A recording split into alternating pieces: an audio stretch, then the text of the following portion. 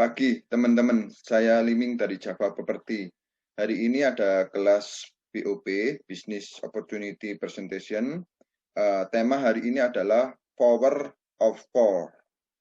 Nah, kelas ini dibuat untuk melihat potensi bisnis di properti itu kayak apa. Terutama di Java Property, kita mendapatkan baik active income maupun passive income. Sebentar lagi saya share screen saya, bahan presentasi. Oke, kenapa harus di Java Property? Topik hari ini adalah Power of Four. Mari belajar sebelum kita masuk ke topik. Power of Four itu apa?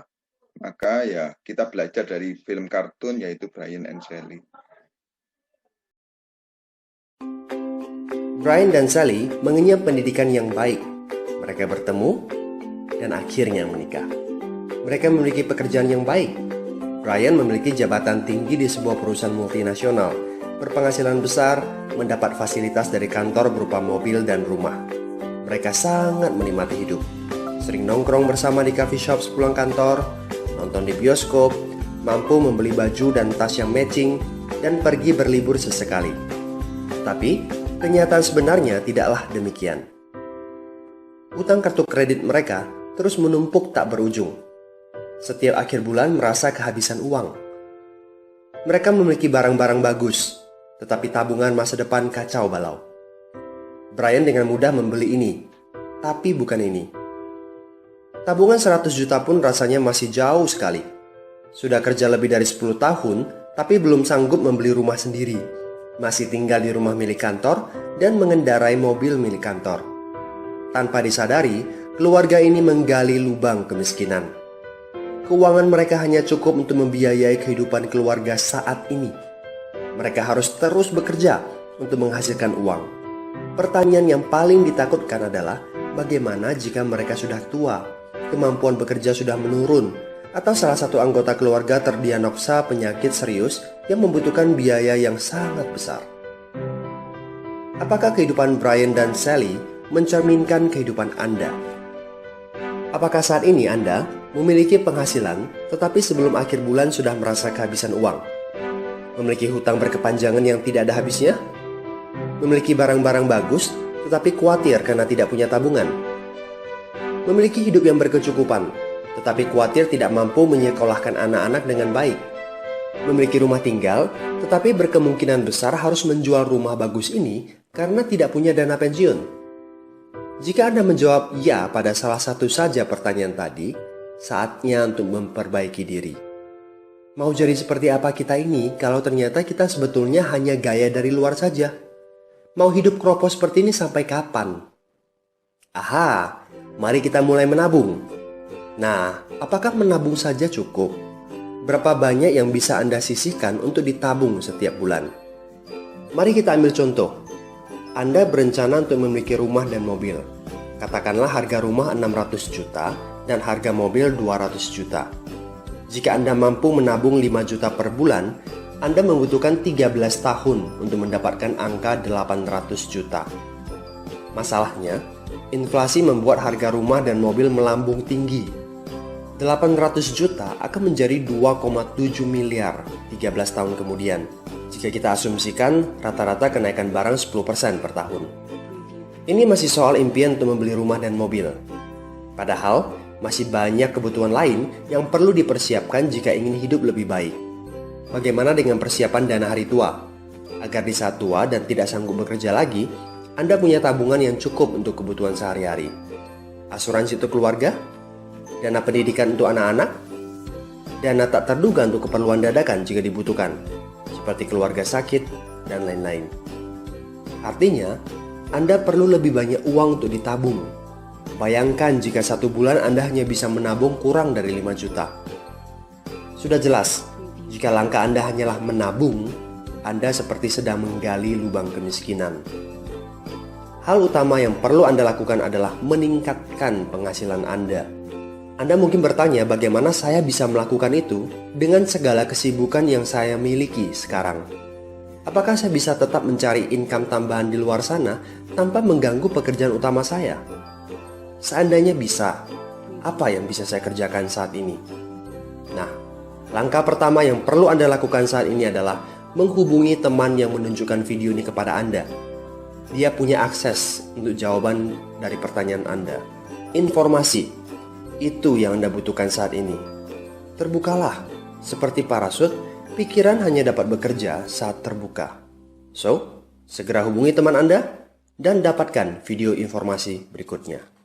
Oke, solusinya adalah saya memperkenalkan diri sebagai agen properti. Nah, oke, jadi dari kacamata saya, solusi yang bisa saya tawarkan adalah di dunia properti.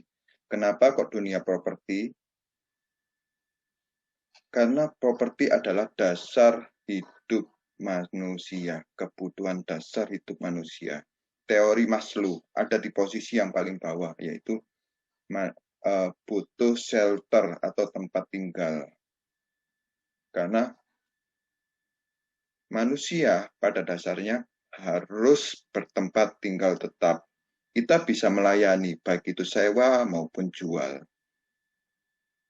Oke, populasi growth, pertumbuhan populasi di Surabaya dan di Indonesia, ini saya catat pada tahun 2016 seingat saya.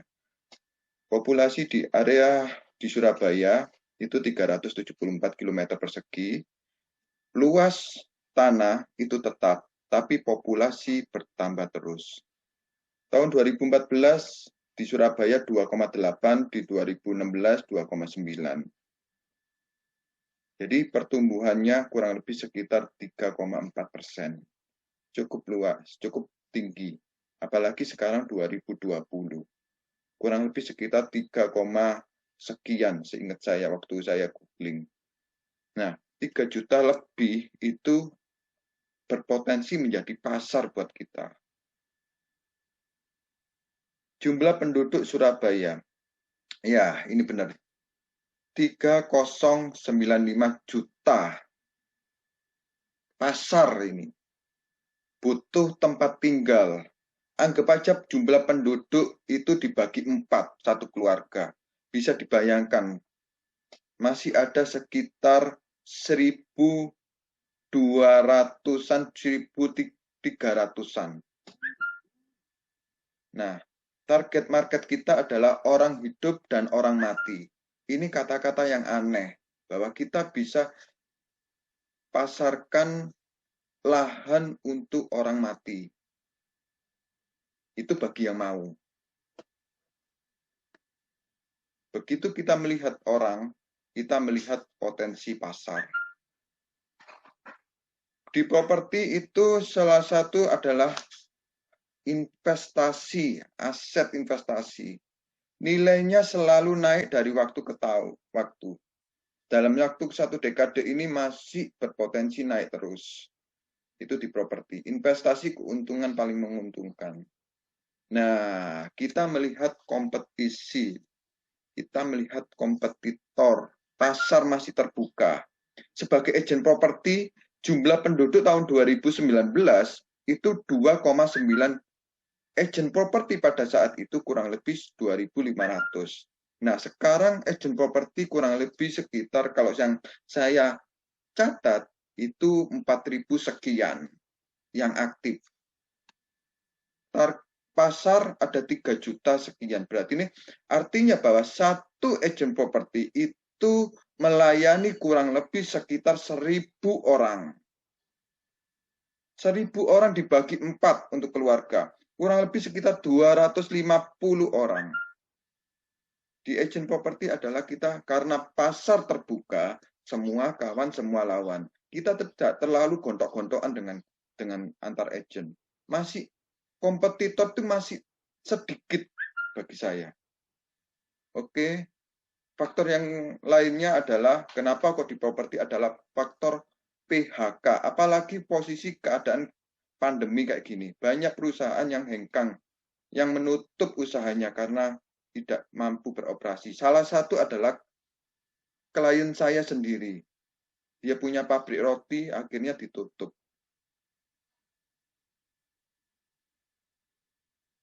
Imbas corona, lebih dari 3,5 juta pekerja kena PHK. Kok bisa berpotensi sebagai di properti untuk mendapatkan passive income kita? Kita bukan bersenang-senang di atas penderitaan orang lain, tapi kita mampu memberikan solusi bagi bagi para teman-teman yang kena PHK. Ada dunia properti yang masih terbuka lebar. Oke. Nah, ini faktor untuk ekonomi makro. Ray minta relaksasi pajak karena bisnis properti mulai menggeliat. Bulan Maret 2020, pandemi datang. Ekonomi ancur-ancuran, termasuk di properti. Termasuk berimbas kepada agen properti juga. Tapi nggak jauh dari bulan 3, kurang lebih sekitar bulan 5, bulan 6, bulan 7, seterusnya. Itu para teman-teman itu mulai mendapatkan kembali gairahnya. Banyak teman-teman yang closing. Terlalu banyak, bukan banyak aja. Terlalu banyak. Itu teman-teman yang closing. Begitu juga dengan kita. Memang harga di properti itu terkoreksi. Kebutuhan para klien, para pembeli itu selalu minta harga yang terkoreksi itu. Yaitu istilah kita adalah harga corona price. Oke, faktor permintaan dan penawaran, perkawinan dan perceraian, kelahiran. Nah, ini semua adalah faktor yang ini loh, ada kesempatan buat kita, peluang-peluang buat kita untuk terjun di dunia properti. Terlalu banyak faktor, terlalu banyak celah untuk kita tidak menolak untuk berusaha di dunia properti, terutama sebagai agen properti. Nah, pertanyaannya adalah bagaimana untuk menjadi agen properti yang produktif.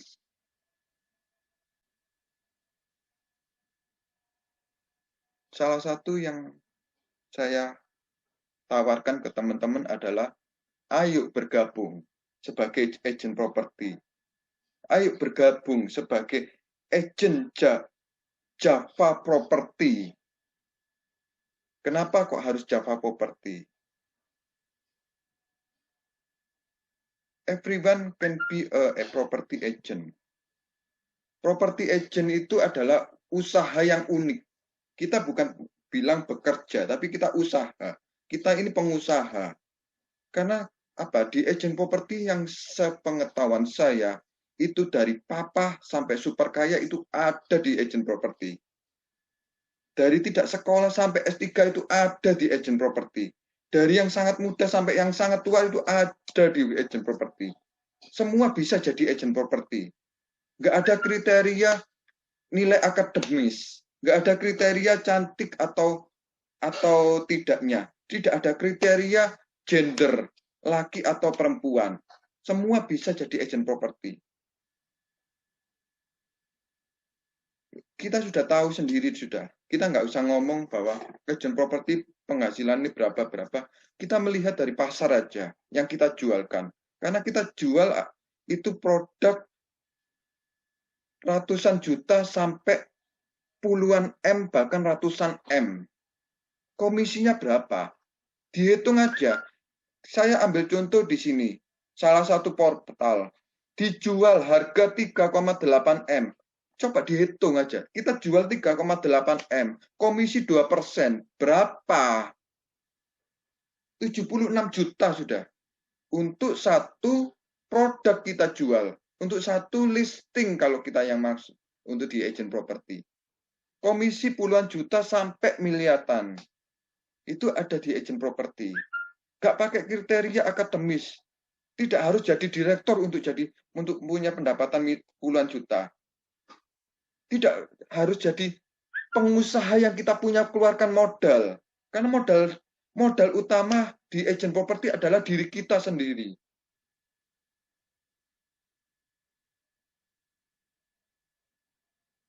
Sebentar. Oke. Nah, di agent properti, nah, ini skema kita di Java Property. Kita dimulai dari angka 50%.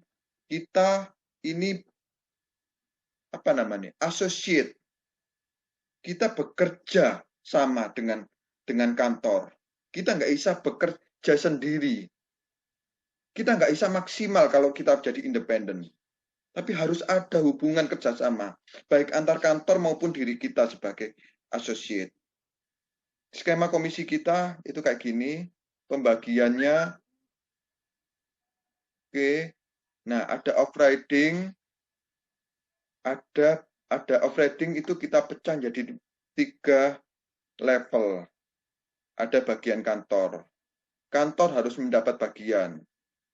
Karena namanya usaha harus ada untung. Kita bukan yayasan sosial. Tapi bukan berarti ini kita jadi pemerah tenaga teman-teman. Kita berlaku sebagai adil. Itu hubungan kerjasama yang sehat. Sejauh ini ada yang ditanyakan? Mungkin Adit? Oke, skema komisi ini adalah salah satu contoh. Salah satu contoh jika teman-teman mendapatkan komisi gross sebesar 100 juta. Oke, sisanya adalah dikurangi 10%, sisanya 90 juta. Nah, ini dibagi berdasarkan skema komisi yang ada di sini, teman-teman. Oke, kurang lebih anggap aja 50%, 50-50, teman-teman bawa pulang, ini loh angka, 45 juta. Ngomongnya full jut, tus jut, full jut, tus jut. Selalu kita berbicara di situ. Kita sebagai agent properti. Off-riding kita untuk teman-teman yang gabung di Java Property, kita memberikan off-riding kepada yang merekrut. Atau kita bisa gampang dibilang bahwa thank you fee lah. Off-riding. Upline 1, upline 2, upline 3. Di Java Property ada agak unik. Jadi pembagiannya upline 1, upline 2, upline 3 itu semakin atas semakin besar. Oke. Nah, ini dia. Pendapatan di properti. Pendapatan sebagai agent properti itu multi-layer. Multi-layer. Pendapatan utama memang kita di komisi. Yang kedua ada namanya BLT. BLT itu apa? Bonus langsung tunai. Kalau istilah di kantor di zona yang lain, yaitu mungkin sekitar Jakarta, area Jakarta, itu nggak mengenal namanya BLT, tapi closing fee. Sama. Komisi, pendapatan utama kita komisi, yang kedua itu BLT atau closing fee. Terus bonus reward. Bonus reward itu macam-macam. Dari voucher MAP, handphone, travel ke luar negeri, itu gampang. Jadi teman-teman pergi ke luar negeri tanpa modal itu bisa. Sangat memungkinkan malah. Tuh. Kita dapat lagi juga dari fee notaris, fee interior design, fee bank, dan lain-lain. Intinya bahwa pendapatan kita tuh multi layer. Gitu ya teman-teman ya. Oke, kenapa harus di Java Property? Karena satu, kita adalah anggota AREBI. AREBI itu apa? Asosiasi Real Estate Broker Indonesia. Kita agent resmi. kita yang diakui oleh Departemen Perdagangan. Nah, untuk periode ini, yaitu sampai 2021, Bapak itu sebagai Ketua REB Jawa Timur. Jadi kita R1-nya untuk di REB. Tim penguji broker, Bapak. Ini adalah sekilas dari top leader kita. Yang atas ini adalah Koko Paul. Itu ya kita jenderal-jenderal yang di Japoperti, kita senior di sana. Ini sendiri, Bapak sendiri. Nah, ini C. Melisa adalah ketua tim komunitas kita. Nah, teman-teman, ini saya perkenalkan adalah Ibu Java Property, Ibu Prinsipal, namanya C. Andriana. Nah, kita bekerja sebagai tim.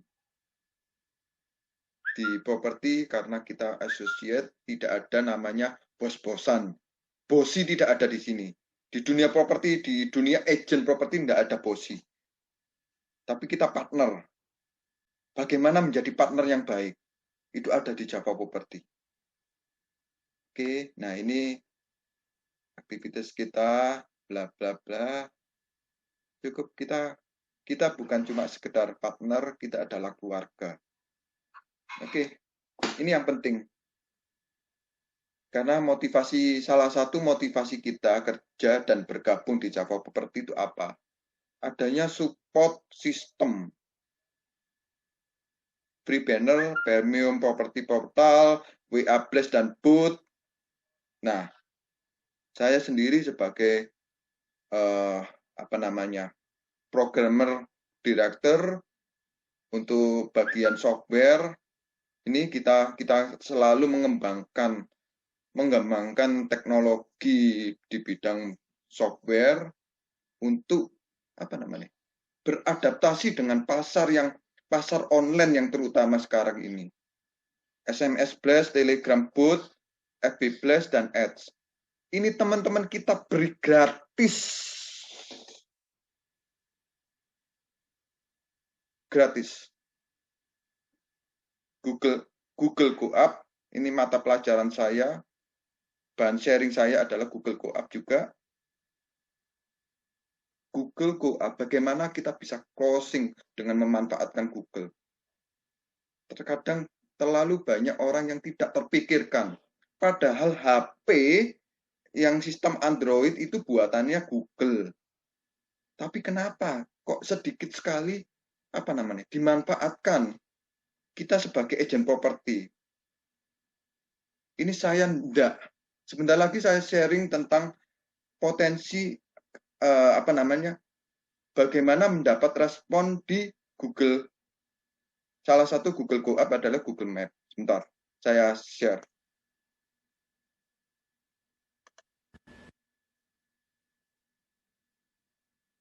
Sebentar, saya share.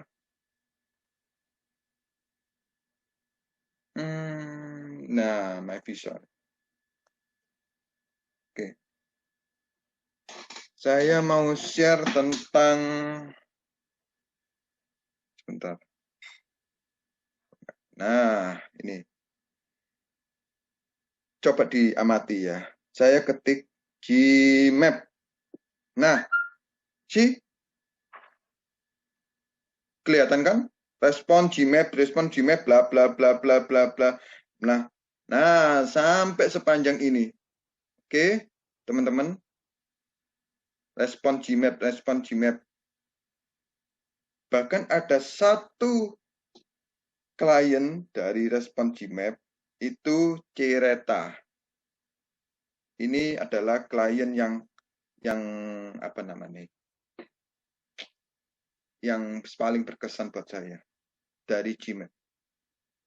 Bentar, saya tutup lagi, saya kembali ke bahan presentasi saya. Sudah jelas ya.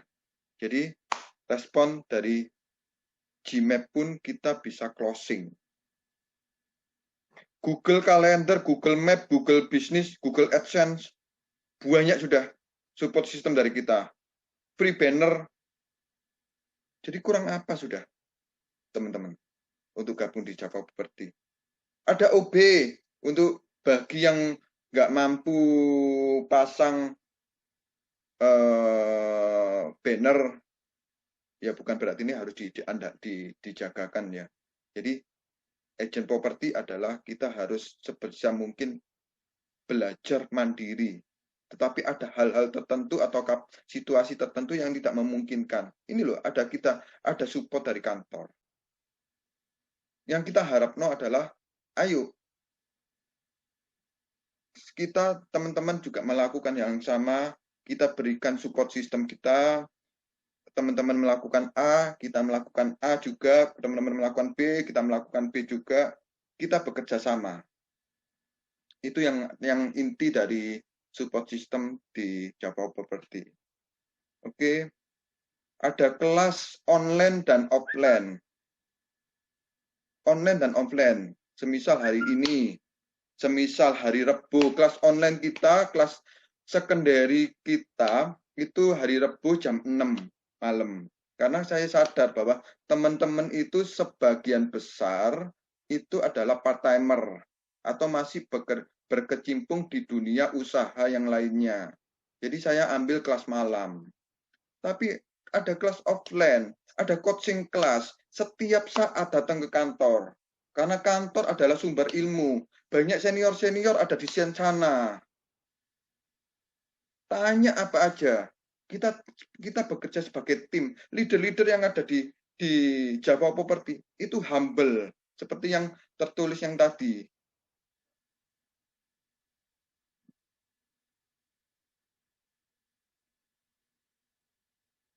Nah, tetap humble dan mau kerja keras, disertai smart, walau sudah menjadi senior, karena yang dijual adalah properti, bukan baju.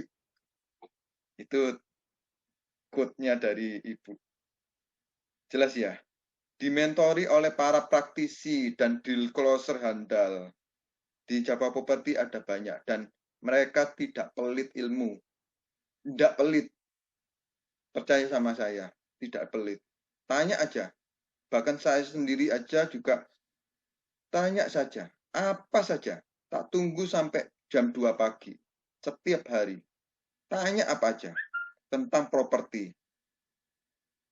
Saya siap untuk berbagi.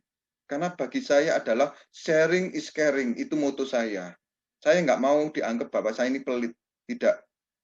Terus saya dianggap ilmu itu mahal. Kenapa harus dibagi-bagi secara gratis? Bagi saya, ketika saya memberikan ilmu saya mendapatkan yang baru. Herannya di situ. Ini loh, hal-hal baru, bot. Itu juga nggak kepikiran juga saya. Oke ya, jelas ya teman-teman ya. Jadi teman-teman ketika gabung di Java Property, ada permasalahan atau mau sharing tentang properti apapun, itu saya siap. Di kantor adalah sumber ilmu, tatap muka, tapi tetap kita melakukan social distancing. Jadi ikuti aturan pemerintah tentang protokol COVID. Oke. Nah, ini dia. Masuk topik adalah power of four. Yaitu adalah kita di dunia agent property itu nggak harus cari closingan terus atau active income, tapi ada satu bagian juga kita harus mendapatkan passive income, karena properti itu bukan pendapatan tetap. Kita bekerja, kita berusaha. Kenapa kok kita harus membuka dua kanal sekaligus, baik pasif maupun aktif?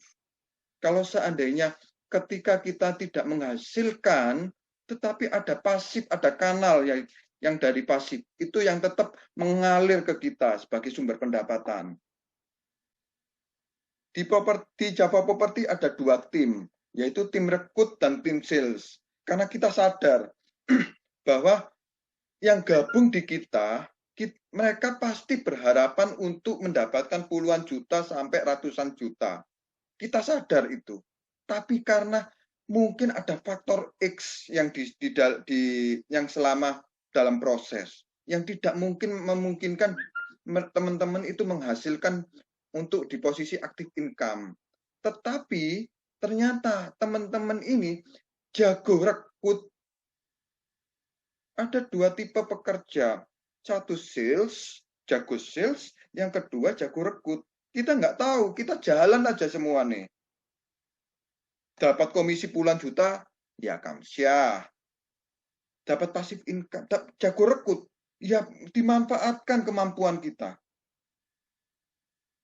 Di Java Property ada dua tim rekrut dan tim sales.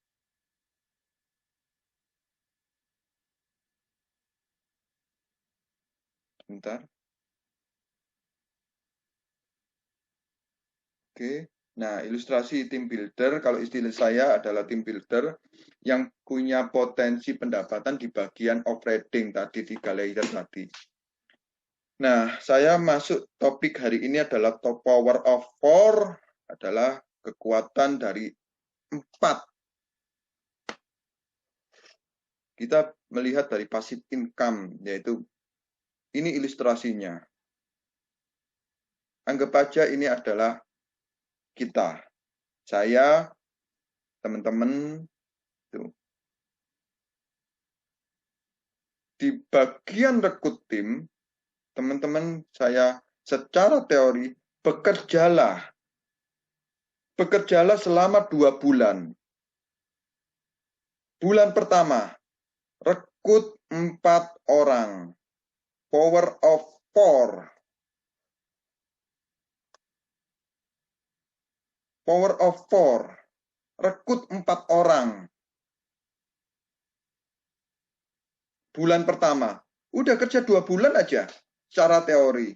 Tapi kalau mau memperbesar pipa atau memperbanyak pipa, ya memperbanyak rekrutan. Semakin banyak rekrut, semakin kita berpotensi mendapatkan income yang besar juga. Power of 4. Bulan pertama rekrut 4 orang. Kurang apa sudah? Di Java Property, fee registrasi 0. Kalau memang diperlukan untuk sebagai simbol, sebagai agent, yaitu dress code, seragam, itu mungkin berbayar. Mungkin sebagai simbol untuk sebagai kita agent properti di Java Property adalah stiker yo beliau, tapi kan minim sekali itu.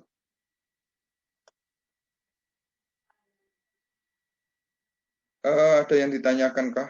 Mungkin Adit. Power of 4. Nah,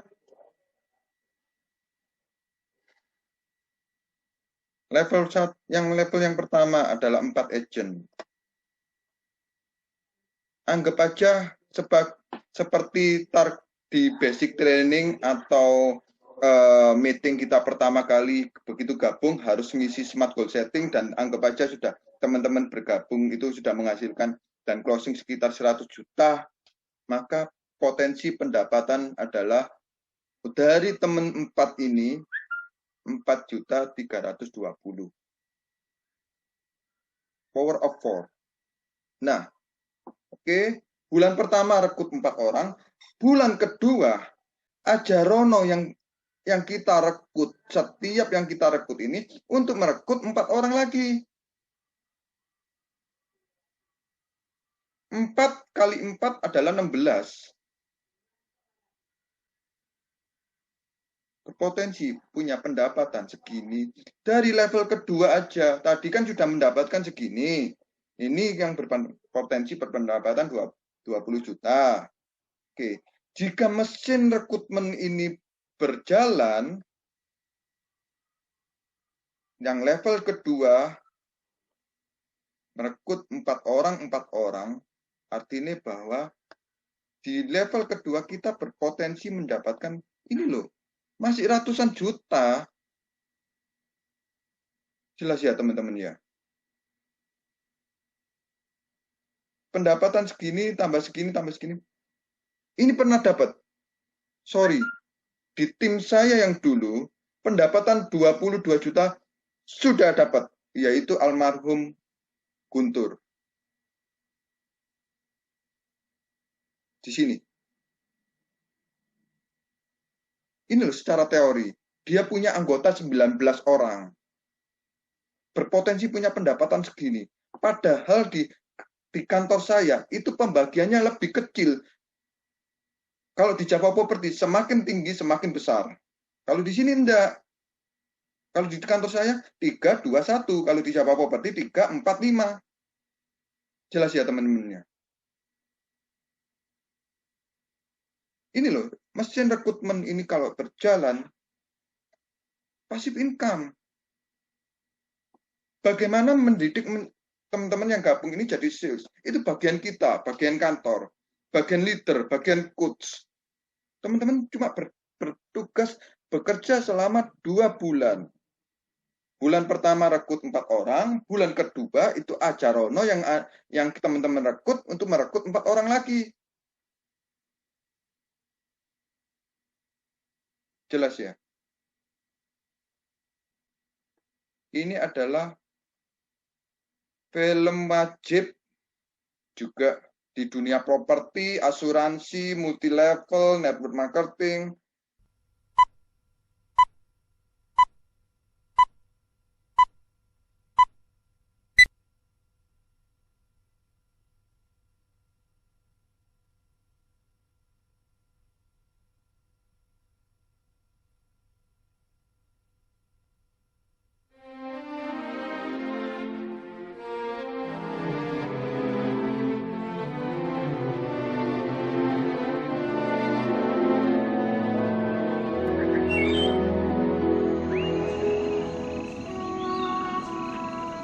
Dahulu kala, di suatu desa kecil dekat lembah yang asri, tersebutlah 2 bersahabat bernama Embro dan Pipo.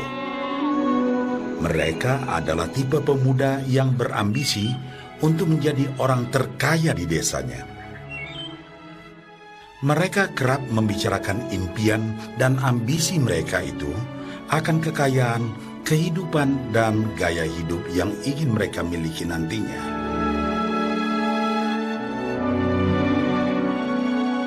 Mereka tidak takut untuk bekerja keras, hanya saja mereka masih belum mendapatkan kesempatan untuk dapat mewujudkan cita-cita mereka.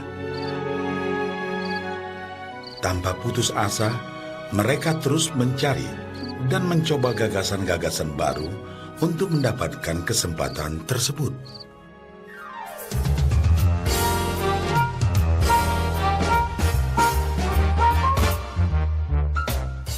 Hingga suatu hari, kesempatan itu pun datang. Desa mereka membutuhkan lebih banyak air. Oleh karena itu, kepala desa mempekerjakan Embro dan Pipo untuk mengambil air dari mata air di gunung untuk dibawa ke tempat penampungan di desa. Mereka akan dibayar sesuai dengan banyaknya air yang dapat mereka bawa. Maka mereka berdua pun menyambut dengan baik kesempatan ini. Embro dan Pipo pun segera melaksanakan pekerjaan tersebut dengan bersemangat. Setiap hari, sejak pagi hingga sore, mereka bergegas menuju mata air dengan membawa ember masing-masing. Mereka bekerja keras untuk membawa air sebanyak mungkin ke tempat penampungan air di desa.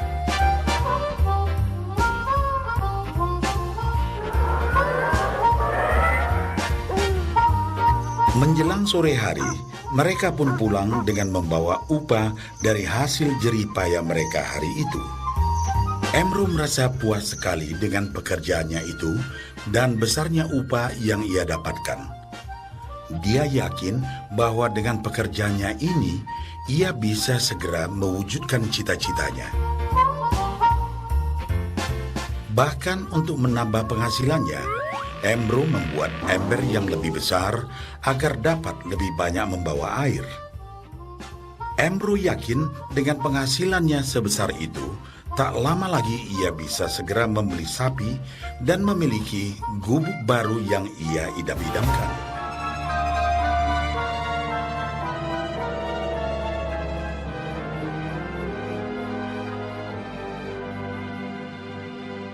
Lain halnya dengan Pipo. Dia merasa tidak nyaman dengan cara yang mereka lakukan itu. Ia mencari cara yang lebih nyaman untuk mendapatkan lebih banyak uang. Suatu hari, Pipo mendapat sebuah gagasan.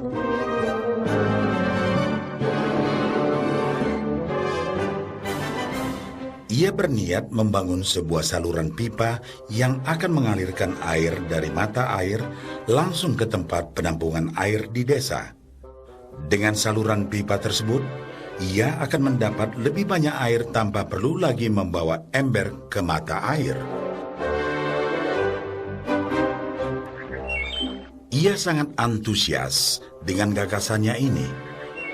Pipo pun mulai menceritakan gagasannya ini kepada Embro dan mengajaknya bekerja sama. Tetapi Embro tidak sependapat. Ia bahkan mentertawakan gagasan Pipo tersebut karena merasa dirinya mampu mendapatkan lebih banyak uang. Embro pun lebih sering lagi mengambil air dengan ember dan bahkan menggunakan ember yang lebih besar agar dapat membawa lebih banyak air ke desanya. Dengan cara ini, Embro yakin penghasilannya akan meningkat.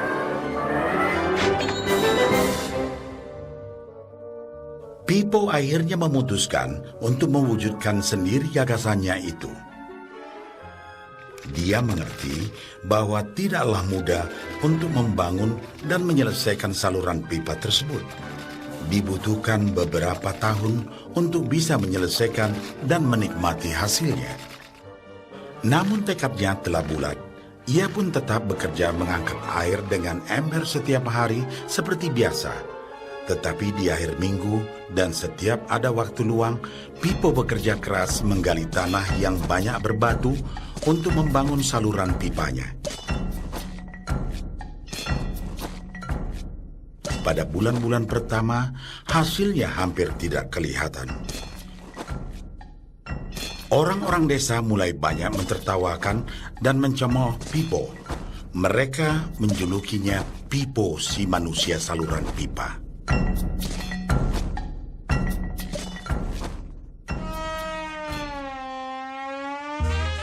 Sementara itu, penghasilan Embro telah meningkat 2 kali lipat. Ia sudah berhasil membeli sapi dan memiliki gubuk baru yang lebih besar. Gaya hidupnya pun sudah mulai berubah.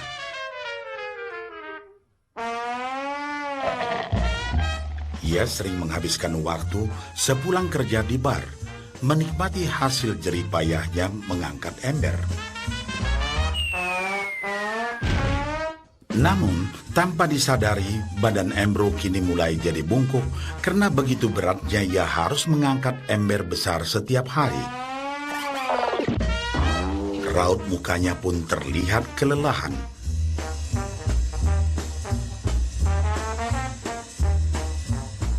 Semakin hari, semakin sedikit air yang dapat dibawanya karena tenaganya berkurang seiring bertambahnya usia.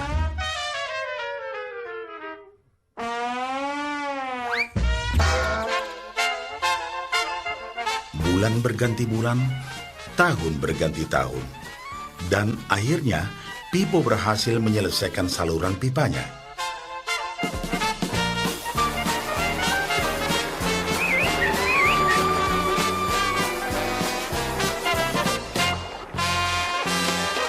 Kini, tanpa perlu bersusah payah mengangkat ember, Pipo akan mendapat lebih banyak uang berkat air yang terus mengalir memenuhi tong-tong air di tempat penampungan. Air terus mengalir tanpa henti, bahkan saat ia tidur, makan, ataupun saat pergi berlibur. Pipo pun puas dan bangga. Berkat tekad dan kerja keras, kini penghasilannya pun mengalir tiada henti, seiring aliran air di saluran pipanya.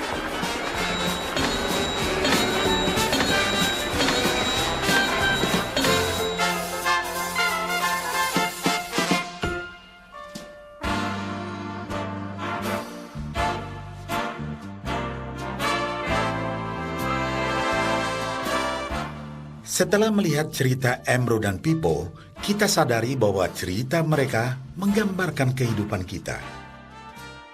Pekerjaan yang dilakukan mereka melambangkan apa yang dilakukan kebanyakan orang dalam mendapatkan penghasilan. Embro mendapatkan penghasilannya dengan cara menggunakan ember. Ia harus pulang pergi mengisi embernya dari mata air ke desa untuk ditukarkan dengan uang. Untuk meningkatkan penghasilan, yang dilakukan Embro adalah dengan cara lebih rajin pergi ke mata air dan juga memperbesar ukuran embernya. Dalam kehidupan yang nyata, sangatlah normal kalau kita ingin meningkatkan penghasilan, kita harus bekerja lebih keras. Misalnya, dengan bekerja lembur atau mungkin mendapatkan pekerjaan tambahan. Kita juga dapat memperbesar ember kita, yaitu dengan menerima posisi pekerjaan yang lebih tinggi. Sebagian besar dari kita menukarkan waktu kita untuk mendapatkan uang. Seperti juga Embro, kita pun memiliki waktu yang terbatas untuk dibarterkan menjadi uang. Dan kita tahu, setiap orang hanya memiliki 24 jam per hari, dan tidaklah mungkin kalau kita membarterkan seluruh waktu kita untuk bekerja. Dan yang lebih sulit lagi, yaitu jika kita tak mampu lagi membarter waktu kita, karena alasan usia, kesehatan, ataupun alasan lainnya sehingga penghasilan kita terhenti sama sekali. Tetapi coba perhatikan apa yang dilakukan Pipo. Secara bijaksana, Pipo tidak membarterkan seluruh waktunya hanya untuk mendapatkan penghasilan yang terbatas.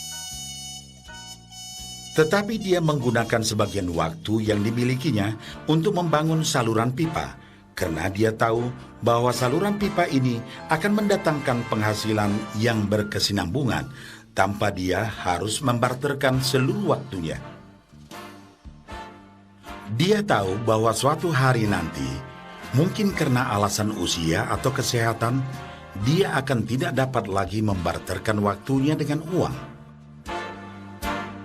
Sedangkan bila ia mampu mewujudkan gagasan saluran pipanya itu, dia hanya perlu bekerja keras sekali saja untuk membangun saluran pipa. Setelah saluran pipa selesai, maka penghasilan akan terus mengalir bagi Pipo. Pipo telah menunjukkan kepada kita bahwa untuk mendapatkan penghasilan, kita tidak selalu harus dengan cara barter waktu dengan uang. Ada cara lain yang lebih baik. Bagaimana dengan Anda?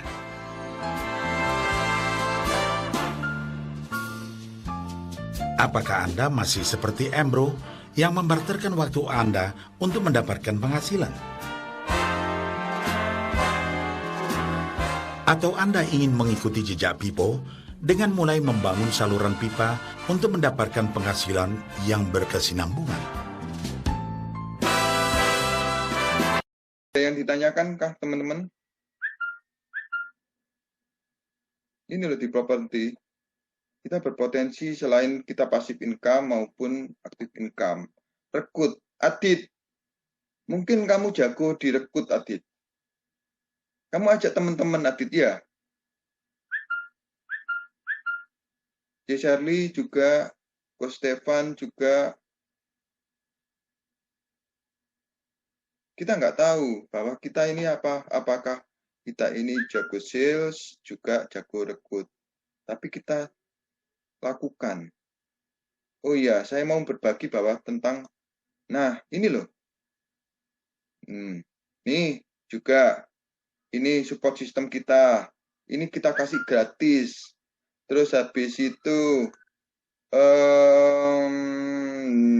ya ini potensi pendapatan saya. Tahun lalu ini adalah tahun yang paling mengenaskan.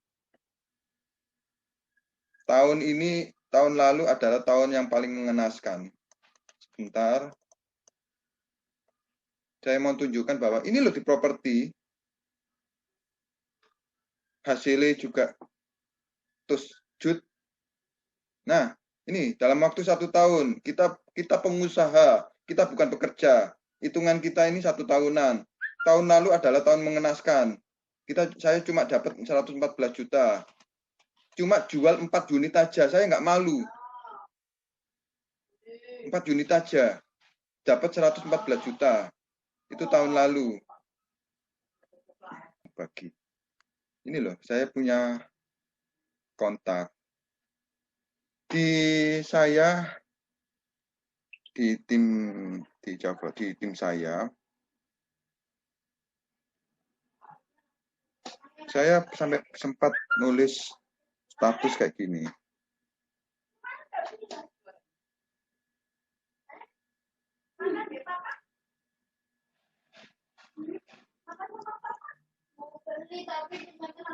Wow, kurang 1 menit. Nah, ini loh status saya. Kelihatan? Kail sudah disiapkan, support system ada, ikan sudah ada, database kontak dibagikan. Nah, bagi yang teman-teman yang ikut kelas praktek saya, itu saya berikan 20 kontak saya aktif. Pilihan dewe. Tapi aku di report. Empang sudah dibuatkan, ada listing, ada dari klien yang saya investor, itu fully komisi, PPN, sudah dikasih e-listing. Cara mancing diajarno, training, kelas praktek, kelas online, coaching kelas. Yang saya butuhkan ke teman-teman adalah, ayo mancing bareng. Ayo mancing bareng. Itu aja sudah. Saya tunjukkan berapa banyak saya punya kontak.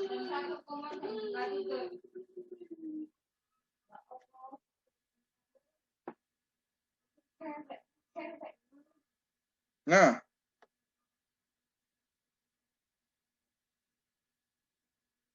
lihat ini 56.000 kontak saya. Saya ini blokek ini sama teman-teman. Manfaat no. Sekarang saya mau ini dari sisi pencapaian saya tahun 2019. Ketika saya mau bergabung di sebuah kantor agensi yang bukan Java Property. Bentar. Ini ya jelas ya teman-teman, tahun 2019 ini leasing yang dicatat oleh Pak Andi.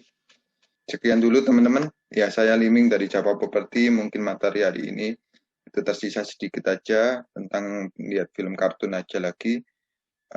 Mungkin bisa dilihat dari lain waktu. Saya akhiri meeting POP hari ini adalah terima kasih teman-teman kepada Aditya, Stefan, Shirley yang ikut gabung tadi. Saya mengucapkan terima kasih. Bagi teman-teman yang butuh untuk menambah income ke agent property atau teman-teman bisa kontak nomor saya di 0821 4346 9777. Saya Liming dari Java Property. Terima kasih teman-teman.